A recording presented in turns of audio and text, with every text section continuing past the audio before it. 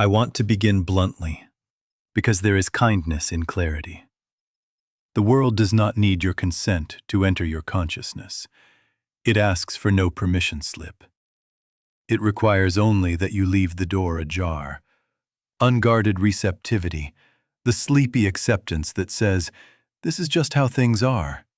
And in it comes the voices, the measurements, the fears, the glittering comparisons. And before we have finished our morning coffee, we find our intentions outnumbered and out-talked. Now, we are not here to condemn the world or ourselves. We are here to understand a principle. I say to you, after my 27 years of work with this one subject, that the principle, once seen, becomes a key. And keys do not argue with doors. They open them, or they close them. Your life is shaped less by your private intentions than by what you unknowingly admit into consciousness. That is not a moral verdict. It is mechanics.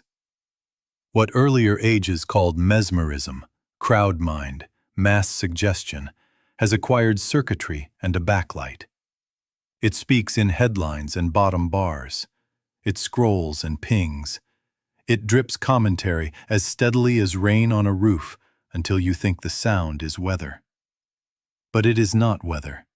It is a broadcast, and a broadcast has one ambition: to take possession of the set. Let us be fair with ourselves at the start. It isn't your wrong thinking that is getting you in trouble. It isn't that you have been lazy or unspiritual or insufficiently clever at affirming.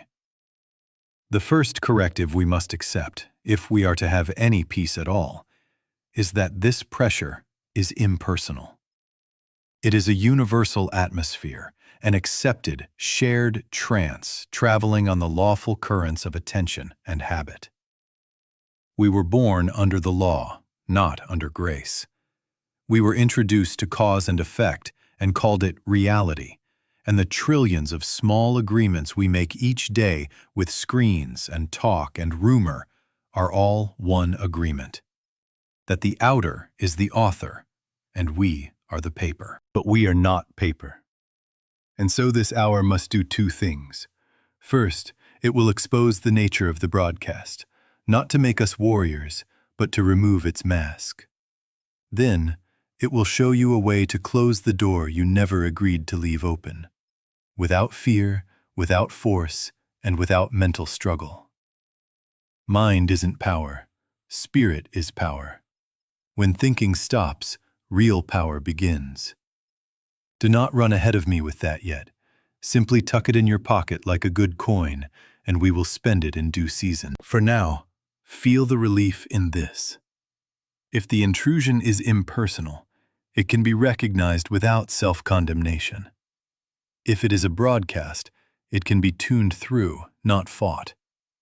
Our task is not to become better antennas. Our task is to withdraw the unguarded receptivity that lets a world write its story over the soul. We will learn to sit in the inner temple where the door answers to grace and not to noise, where the life within is authored by presence, and where the day, before it begins, is already at rest. Now let us take the first sober look that becomes a mercy. It isn't your wrong thinking. It isn't your moral failure. It isn't that you, among all your relatives and neighbors, are uniquely suggestible or spiritually tone-deaf. I say to you, after these years in the work, that the very feeling of, I am failing at this, is part of the same pressure that created the false need to succeed at it. We were born under the law, not under grace. We were raised in the arithmetic of cause and effect, and then handed a mirror that repeats back to us whatever the law has already decreed. So the mirror speaks, and we bow to it, and then we blame the bow. But you are not the bow, and you are not the mirror. What, then, is this identity shock of which I speak? It is the recognition that much of what you call me is borrowed language, borrowed fear, borrowed desire. Inherited conclusions dressed up as autobiography. From schoolroom to payday, from family tales to headlines and averages, the world thought offers you a script with well-worn parts. Anxious provider, unremarkable middle, cautionary failure, approved success. It hands you cravings with their price tags already attached, and tremblings with their diagnoses already whispered. You repeat the lines long enough, and the role begins to feel like skin. But it is not your skin. It is costume. And the terror that arises when we first see the zipper, do not run from that. Let it be the holy shock that begins freedom. Now notice how the world thought makes its claim. It does not arrive with horns and ceremony. It announces itself as common sense, as normal, as everybody knows. And because it front-loads its conclusions with the comfort of consensus, it bypasses discernment. This is how bodies age. This is what people like you can expect. This is the market. These are the rules. And before any light from within can speak, the vote is taken and the gavel falls. That is why personal guilt is such a cunning trap. The moment you condemn yourself, you have accepted the court, the judge, and the law that never had jurisdiction over your soul. You are then kept wrestling where the broadcast is strongest, on the level of mind, and every counter-argument is only more programming. Here is the correction and the kindness. Handle it as a universal claim, not as a personal defect. The trance is atmospheric, not biographical. When you feel the surge of fear or the itch of comparison, let the first word in you be, "This is not I. This is the world thought announcing itself."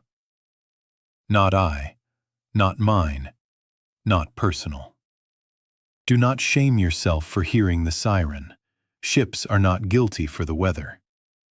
And because it is impersonal, it can be met impersonally, without anger, without self-attack, without a campaign to repair an imaginary flaw.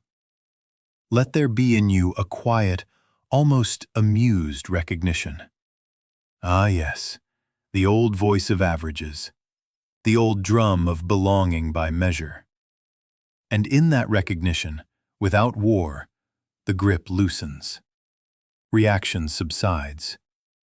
The door you did not agree to leaves off swinging on its hinges, and you begin to feel, faintly at first, that another government is present. Not the court of law, but the household of grace.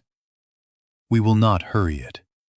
We will only stop taking summonses addressed to the costume and remember the living one who wears it. Now, since we have agreed to handle the intrusion as impersonal, let us give it a family name and a genealogy. For what you can place in its lineage, you can keep out of your identity. Non-medical influence, as I have told you through the years, had its beginnings in mesmerism and hypnotism.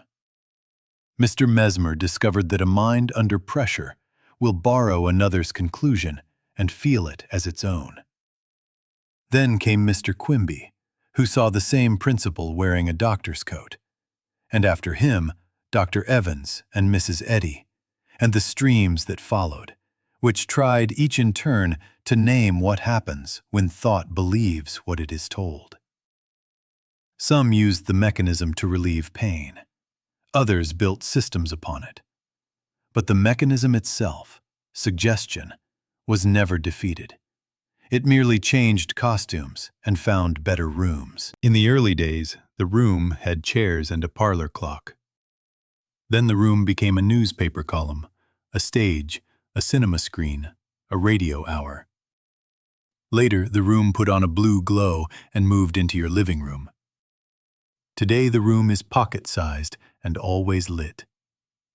What a mesmerist accomplished with a soft voice and a fixed gaze in 20 minutes, a platform now accomplishes with repetition, emotional charge, and social proof in 20 seconds, then repeats it 20,000 times while you think you are only passing an idle moment. I am not criticizing instruments. I am naming a method. The mechanism of suggestion is ancient. The only novelty is its reach and speed. Consider what the old practitioner knew.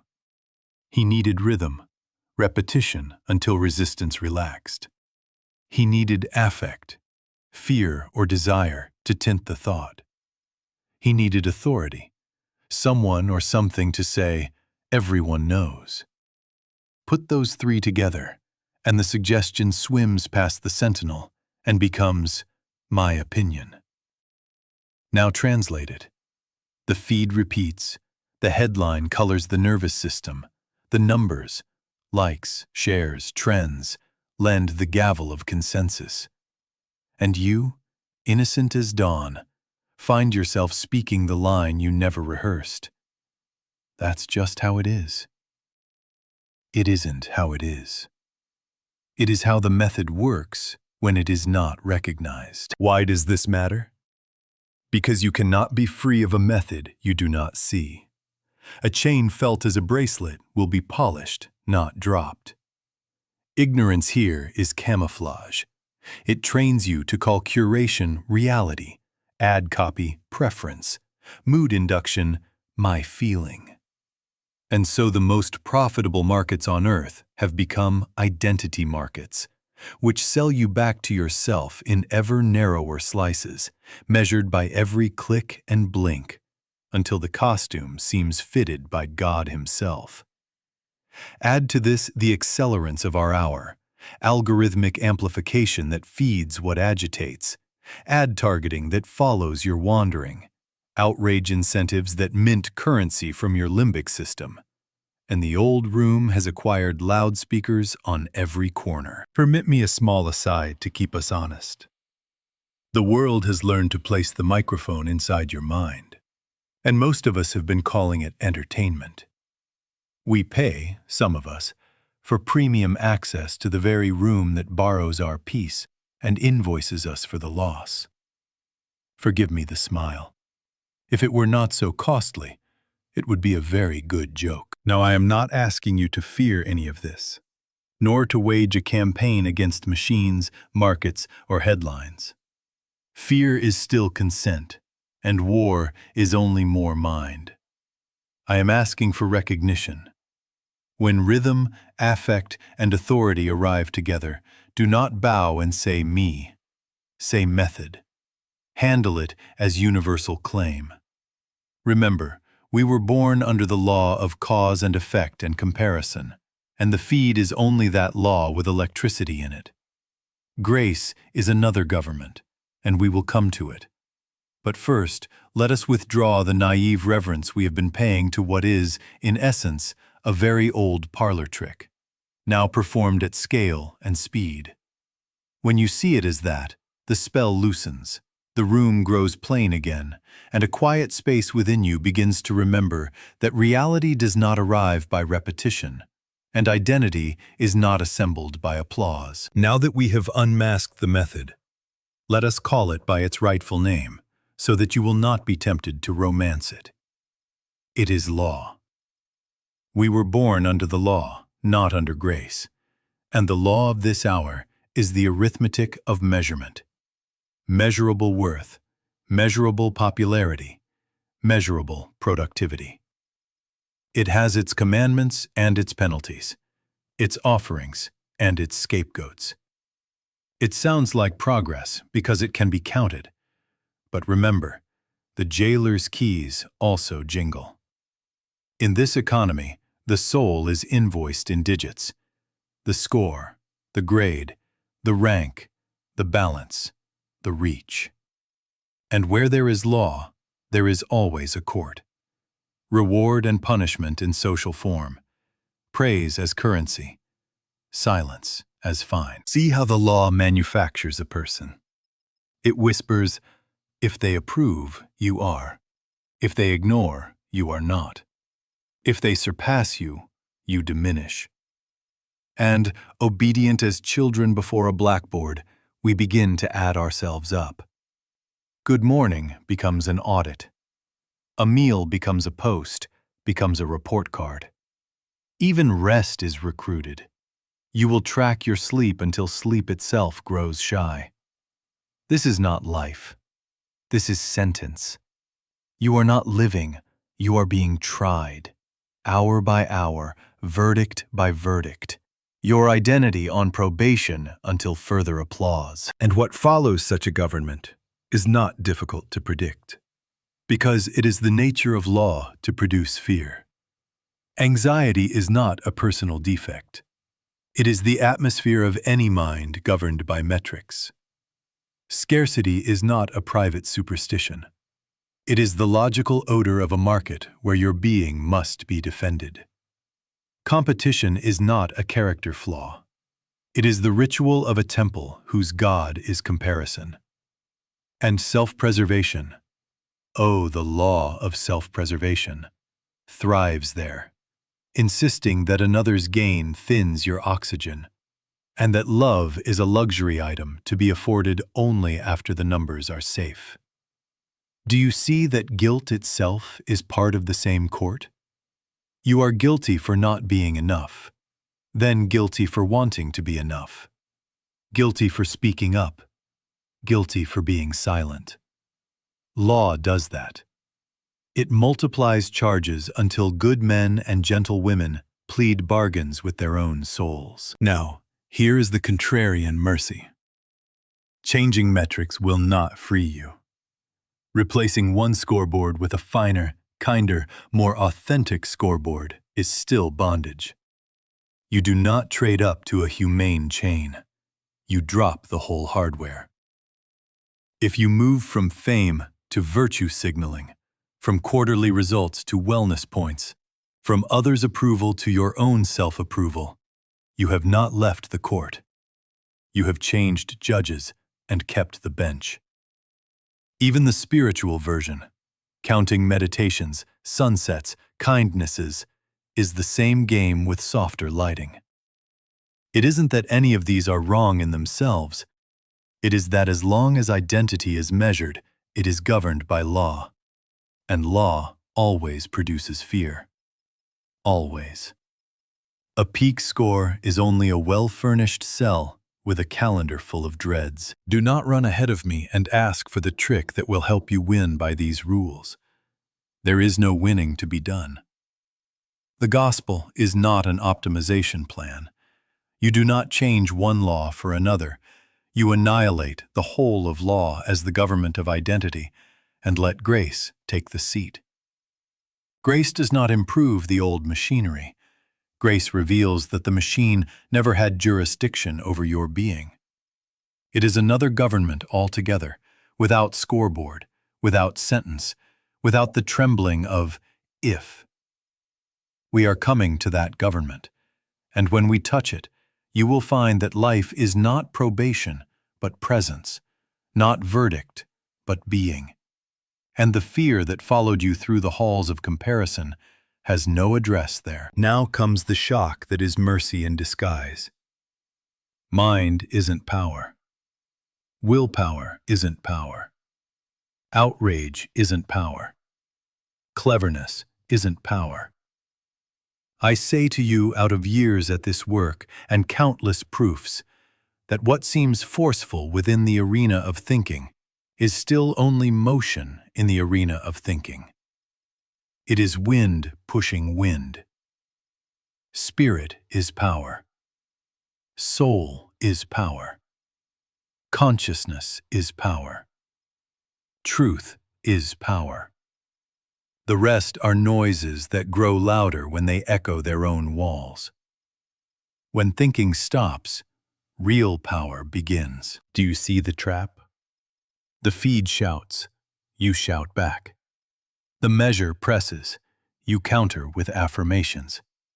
The room is full of arguments, so you bring a better argument. But argument is the rent the room collects for your continued stay. If you fight suggestion with suggestion, positive over negative, optimistic over fearful, you do not rise, you rearrange furniture. Reaction is still submission because the medium remains mind. And mind here is the court of law with its endless appeals. Even your resistance enters the ledger as proof of participation. And the system, being mechanical, is not fussy. It will metabolize your anti as food. Anti-influence is influence so long as it keeps you tethered emotionally and attentively to the very stream you condemn. The algorithm, do not fear the word, feeds on friction as readily as it feeds on consent. If anger holds your gaze, if dread keeps your thumb in motion, if you cannot sleep for composing the next rebuttal, the contract is signed in adrenaline. The devil doesn't mind whether you kneel or wrestle if both acts keep you in his parlor. Permit me a smile. Some of us cancel subscriptions at breakfast and fund the same channel by lunch with our attention tax. Now, I am not teaching apathy, nor a hermit's flight from life. This is not denial, not withdrawal, not the polite numbness of those who cannot bear headlines. We are not to abandon the world. We are to stand in a higher relation to it, from dominion within, not from mood without. Grace does not produce a passive citizen. It produces a governed heart. You may speak, act, build, correct, but first you must not be moved, not by fear, not by desire, not by the ache to belong. Action born of agitation repeats the law. Action flowing from presence manifests grace. How then is the door closed? Not by slamming it in fury. That is just another draft. The door closes when the motor of compulsive thinking winds down, and you quietly step out of the medium that kept the room important. Think a matter until it has no more juice in it, and then stop. Sit until the eddies settle and a clear stillness, alive, awake, not sleepy, fills the place where the argument demanded stage time. In that interval, a different government takes the seat. You will know it because the fear that begged for engagement loses its authority without a debate, and a strength that is not self-made begins to order your seeing. We were born under the law, not under grace, but we need not die there. For in the silence that is not vacancy but presence, the broadcast cannot right you. And from that inner hush, whatever needs doing can be done, cleanly, lovingly, without the residue of reaction, because freedom has begun where compulsive thinking ends. Now, if we are to be practical, and this work is always practical, let us see by what simple levers the broadcast rights a person so that, recognizing the method, we may withdraw our consent to be drafted into a character not our own. There are three main channels, and they are as old as tribes and as new as your morning feed: fear, desire, and belonging. It isn't that you are weak or especially suggestible or inferior to your neighbors. It is that these are the universal levers on the human sense. They are the law's favorite tools, and as long as identity is governed by them, the court keeps its jurisdiction. First, fear. News cycles, health scares, economic panics. These are not merely information. They are narrowing devices. Fear is a lens that tightens until only the threat remains in view. And through that tight aperture, the world's thoughts march in, one after another, stamped urgent and signed me. You have seen it. A headline spikes the pulse. Suddenly the body is a suspect, the job a cliff edge, the neighborhood a rumor mill.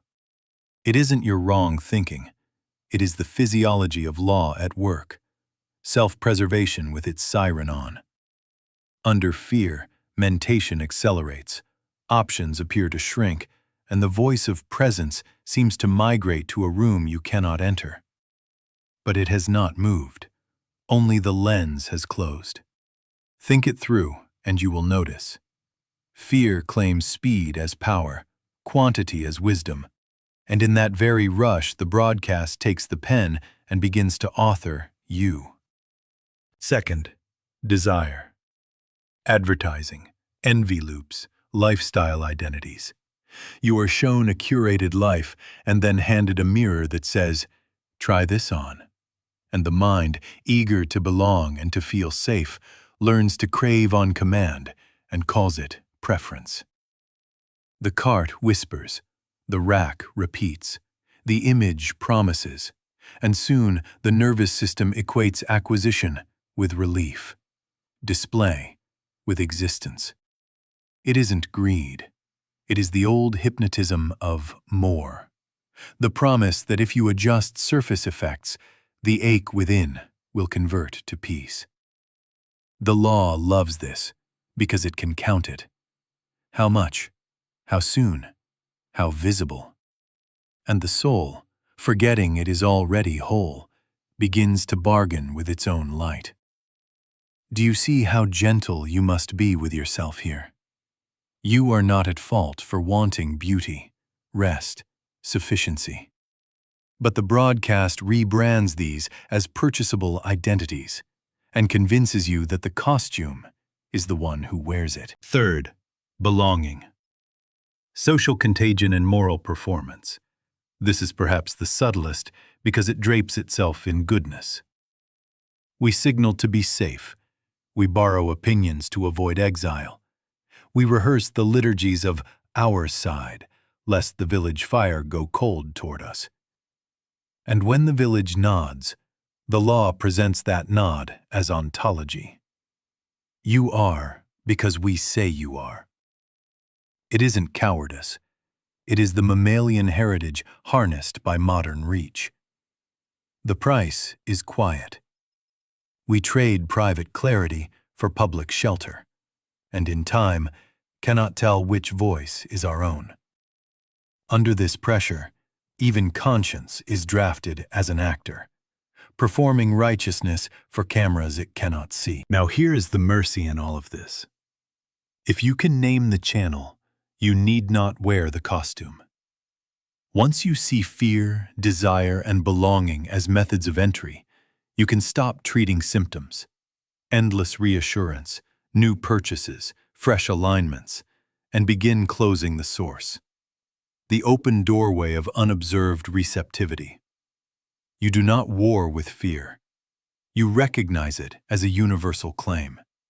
You do not shame desire. You see through its rented promises. You do not despise belonging. You refuse to mortgage identity to its approvals. We were born under the law, not under grace. But grace waits just beyond the threshold where compulsion ends. Our next work is to stand at that door, still and awake, until presence, not panic or appetite or applause, governs who walks in and who does not. Now we come to the holy plainness of practice. The inner temple is not a room in your house. It is the quiet center in which you are neither a public object nor a mental project. It is that still place where identity is not up for a vote and not up for repair. It requires no props and no pose. It is nearer than breath, and because it is that near, it is usually overlooked. I say to you, after these years in the work, that every genuine healing I have witnessed began here, not with an argument won in the mind, but with a return to a sanctum in which the soul is not being measured and the person is not being edited. Step 1 is recognition. Not resistance, not analysis. Recognition. The moment a surge arrives, a tightening fear, the itch to compare, a bright, brief desire wearing urgency, let the first word in you be simple and exact. This is world thought presenting itself as my thought. Then add, with the dignity of law met by higher law. This is law, and law is not power. Say it inwardly, without heat, without performance, and without audience. We are not making statements to convince a tribunal. We are naming the intruder so that the house will not mistake it for a child of the house. Why this sequence? Because personalization is the broadcast's doorway. The instant you say, "my fear," the hook is set. The instant you say, "my lack," the court has jurisdiction. And then, then the mind begins its proud march.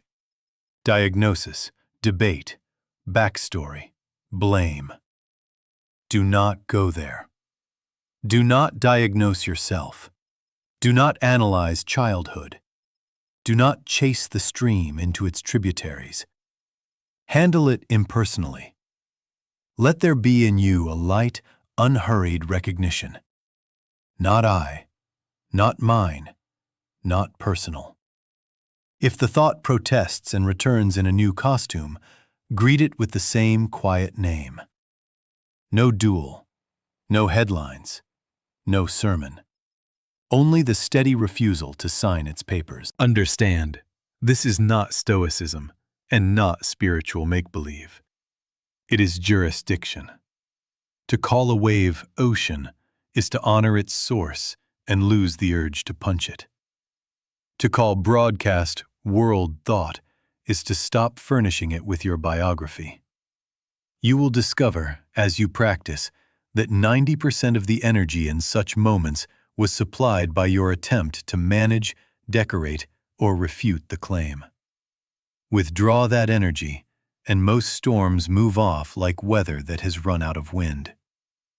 Keep this within the temple. The inner temple has no audience and requires no announcement. We are not improving the costume. We are remembering the wearer. And, I must repeat, mind isn't power. Spirit is power. Consciousness is power. Truth is power. Recognition does not cure by cleverness. It prepares the ground by ending consent. It opens the space in which something other than argument can be felt. Now, recognition is the threshold, not the throne. It clears the doorway, but it does not yet shut it. The door truly closes when we cease thinking about the intruder and turn, in quiet, toward presence itself. That is our next movement. For now, let this be your first faithful act. When the old channels knock, meet them in the inner temple with a name and no war. And leave the rest for the silence that knows what to do. Now we make the second movement, and I ask you to be very exact with me, because this is the hinge upon which the door quietly shuts. Recognition has named the intruder without a quarrel. But suppose the story does not retire. Suppose it lingers with its pictures and its proofs and shakes its papers as if to say, "You must answer me." Then do not repress it. Do not decorate it. Do not drown it in counter-slogans. Let the mind complete its argument. Sit in the inner temple and allow the whole brief to unfold, without commentary, without applause, without dissent, until it reaches its limit. If it says, "You will lose," let it say what is lost. If it says, "You will be alone," let it describe the aloneness. If it says, "This will ruin everything," ask it gently, "And then what?" Let every "and then" spend itself. I say to you after years in the work that when thought is permitted to run its course under your quiet witness, it uses up its own fuel. Why does this work? Because momentum is not broken by suppression, but by fulfillment. A melody that is interrupted insists on being completed. A melody that has reached its cadence rests. Thought is like that. It winds itself by resistance. It unwinds by being heard to the end. When the sequence has no more steps, when the imagination has no more scenes to cast, when the last "and then" returns only to its starting point, the mechanism falls still of its own accord. You have not defeated anything. You have not triumphed by a stronger thought. You have simply ceased to donate energy to a loop, and the loop, lacking purchase, stops. Mind isn't power. Spirit is power. Soul is power. Truth is power. When thinking stops, real power begins. Now here's the decisive move, and it must be made cleanly. At the very moment the argument thins and the pictures fade, do not reach for a better thought. Do not import a text, a phrase, a proud conclusion. Rest. Not in vacancy, not in sleep, not in a dreamy drift, but in a lucid, alert stillness that is alive without words. You may notice soft signs, and they are tender and unspectacular. The breath settling of its own accord. The shoulders letting go without being told. A fine, almost musical quiet in the chest. A sense, delicate as dawn, that you are being held from within. It is not emotion. It is not drama. It is not a thrill. It is presence. Give it room. Let it govern the next breath, and the next, and the one after that, without your assistance. Do not convert this into a technique to get something. The instant you sit to acquire a result, to fix a body, to secure a check, to gain an apology, you have moved back under the law of cause and effect, and you will find yourself measuring silence for outcomes and timing grace with a stopwatch. We do not do that here. We do not demonstrate effects. We yield to presence. The realization itself is fulfillment, and whatever needs to appear outwardly will appear as a byproduct of government restored, not as a prize for spiritual performance. Therefore, after you have thought a matter to its quiet end and entered the stillness, refuse the old itch to peek and to rate. No peeking, no rating. Abide until the aliveness is the only fact in the room. This, then, is our protocol. Do not replace thoughts, outlast them. Let them complete themselves without your heat, and when they do, stop. In that stopping, which is not emptiness but living quiet, grace takes the seat, and the trance ends without a struggle. From there, action, if any is needed, will be clean, and love will be unafraid, because you will have yielded identity to the only government that does not borrow its power from your thinking. Now when the argument has fallen silent, and a living quiet fills the room, what, or rather who, has taken the seat? I call it grace.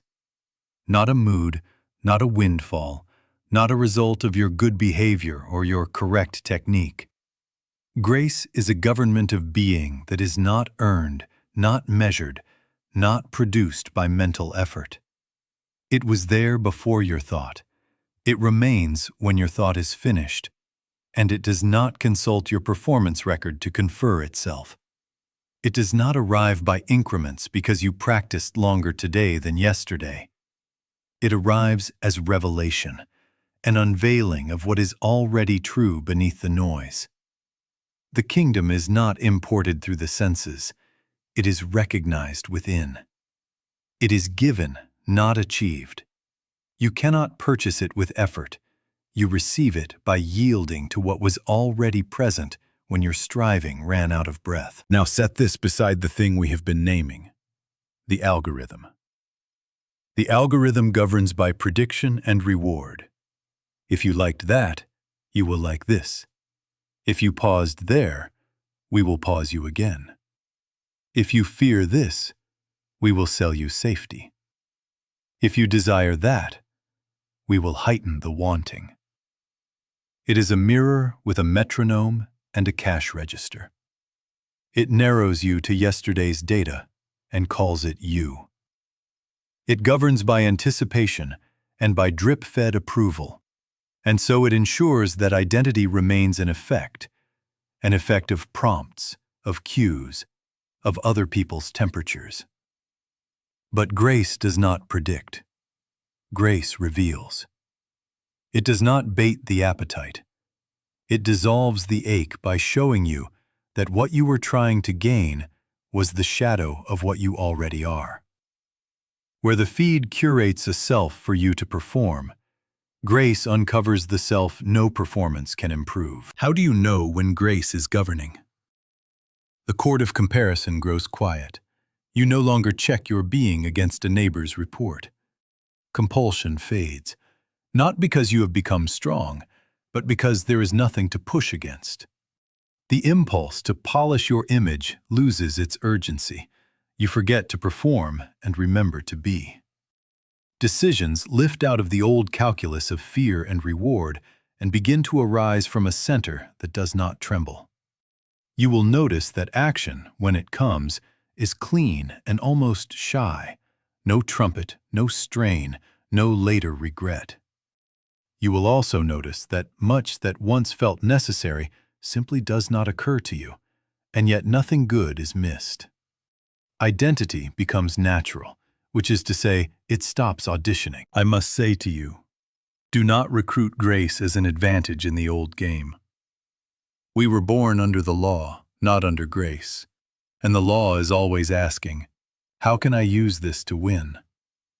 Grace is not a hack for productivity, not a spell for market gains, not a charm to make people love you. You will no more use grace to get ahead than you would borrow a stranger's wallet to tithe. Grace is emancipation from hypnotism so that we may live in love rather than self-preservation. Its ethics are simple. When the fear that demands self-defense is quieted by presence, love becomes practical again. You find yourself gentle where you were sharp, truthful where you once performed, generous without plotting the return. And because you are not calculating, there is nothing to defend. So let the higher government rule consciousness. Not by vow, not by spectacle, but by the quiet consenting we have practiced. See the method, think it through, stop, and abide until revelation takes the seat. From there, allow life to be conducted from within. Let metrics do what metrics do. Feeds do what feeds do. Moods rise and settle as weather, while you remain under the government that neither forecasts you nor sells you, because it knows you. And knowing you, it restores you to yourself and, through you, makes room in this world for a love that does not need an audience to be itself. Now that grace has taken the seat, let us speak plainly about guardrails. For protection in this way of life is not built by stacking techniques, but by ceasing the practices that keep the door standing open. Do not try to demonstrate influence. Do not try to demonstrate reach, opportunities, favor, or applause. You will no more be guilty of trying to demonstrate a following than you would of borrowing your neighbor's megaphone to announce your humility. We are not here to bend the river. We are here to stop stirring it. Mind isn't power. Spirit is power. Truth is power. When thinking stops, real power begins. And the first stopping is to refuse the urge to use spirituality to win at the old game. Do not manipulate your image. Do not sand the edges of your truth to fit a room. The person you curate is the person you must maintain. And maintenance is bondage. The more polish, the more polishing. Let there be a sane decency about your public life, yes, but do not varnish your being for market. We were born under the law, not under grace. Image management is law's incense, countable, scentable, taxable. Grace has no need of fragrance. It has presence. Stop rehearsing the broadcast. Every time you retell the outrage, refresh the grievance, repeat the fear until it becomes anthem, you are praying to the very altar that troubled you. Do not make devotionals out of headlines. Do not catechize your friends in panic. The tongue that circles a wound keeps it from knitting. Speak once if action is required. Otherwise, let silence do its merciful work. Stop outsourcing discernment. Do not let the loudest voice name reality for you. Do not confuse volume with authority or speed with wisdom. The algorithm trains by decibel and repetition. Grace governs by recognition within. Before you accept a verdict on who you are, what is happening, and what must be feared, return to the inner temple and ask, "Who says?" Then wait until presence answers without a microphone. Permit me a light caution. Because some of us are enterprising in our innocence, you can visualize your way into trouble.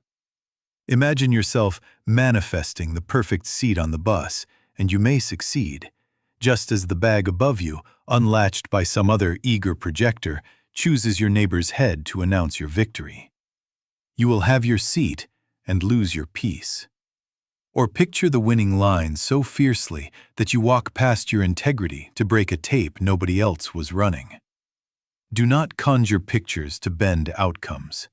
The bill always comes due, if not in coin, then in quiet. Do not bustle your way into holiness. No tallying meditations, no chasing omens, no peeking to see if grace is working. Each of these is law-wearing yoga pants. Stop. Close the accounts. What remains is clean. And now, once you have ceased feeding the channels, once you have laid down manipulation, rehearsal, borrowed certainty, and magical picturing, you will find that protection becomes natural. The door begins to close of itself, and your work shifts from firefighting to faithful tending. In our next step, we will set a small, steady rhythm that keeps the inner temple quietly guarded. A daily return so brief that excuses cannot crowd it, and so consistent that the world forgets your address as its author. Now let us set the rhythm I promised. 12 minutes. No heroics, no stopwatch worship, just fidelity. This is not a stunt and not a bargain with heaven. It is housekeeping. A small, consistent return to inner stillness prevents the world from writing your identity for you. If you will take these minutes at the margin of your day, at waking if you can, or when the house first quiets, you will discover that the room is already prepared. For the first minute or two, sit without content. No verse to grip, no picture to paint, no problem to solve. Let the posture be ordinary and unforced, the breath unarranged. And inwardly, with the calm dignity of consent, acknowledge, I am willing to be governed from within. Do not make it a chant. Let it be a door opener said once, twice at most, until its meaning rests in you like a settled yes. We were born under the law, not under grace.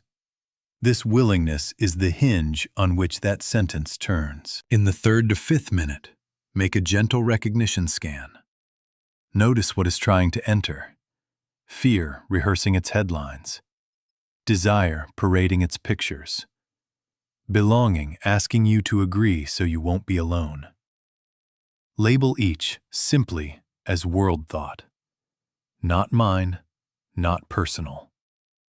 No argument, no sermon, no story. The naming withdraws jurisdiction. Mind isn't power. Spirit is power. Soul is power. Truth is power. We are not fixing ourselves. We are ceasing to lend our name to visitors. From the 6th through the 9th minute, rest in an alert quiet. If a thought returns, do not fight. Let it pass through the same gate of recognition and return softly, to the felt sense of presence. Do not search for presence as if it were a misplaced object. Let it find you as you stop pushing. You may notice a living stillness, undramatic, clean, almost musical. When thinking stops, real power begins. Do not measure it. Abide. For the last 3 minutes, dedicate the day to love. Consciously release self-preservation and its calculations. Bless the day before it arrives and those who will move through it, known and unknown. Say inwardly, I refuse to make another person my enemy for the sake of belonging. Refuse it again if necessary. Permit the quiet to extend from your chest to your calendar, from your calendar to your speech. Let there be a simple readiness to be truthful, gentle, and unafraid. One small reinforcement, and treat it as guardianship, not deprivation. Choose a single piece of input you will not take today. Perhaps the doom scroll window. Perhaps the outrage commentary that steals your breath. Lay it down without fanfare. No manifesto, just a closed gate. And let the saved attention feed this practice. Do this daily, not to earn grace, but to remember it. In 12 faithful minutes, the door closes, the heart opens, and identity returns to its rightful government. Now we arrive at the simple dignity of a life that is not pushed around. You may wake to the same headlines, walk the same streets, pass the same shop windows, and meet the same faces, but you are not an effect of them. You are not measured by yesterday's numbers, nor forecast by another's appetite. A weather may blow across the senses, and a noise may rattle the outer gates, but the center does not relocate. This is not stoicism and not indifference. It is government. We were born under the law, not under grace. But now, by yielding where thought stopped, you find that grace has taken the helm, and the vessel no longer turns with every wind. What does this look like when the shoes touch the pavement? There is less reactivity.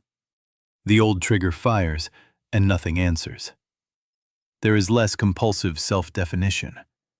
The urge to explain, defend, and polish subsides, and you forget to audition. There is more stable kindness.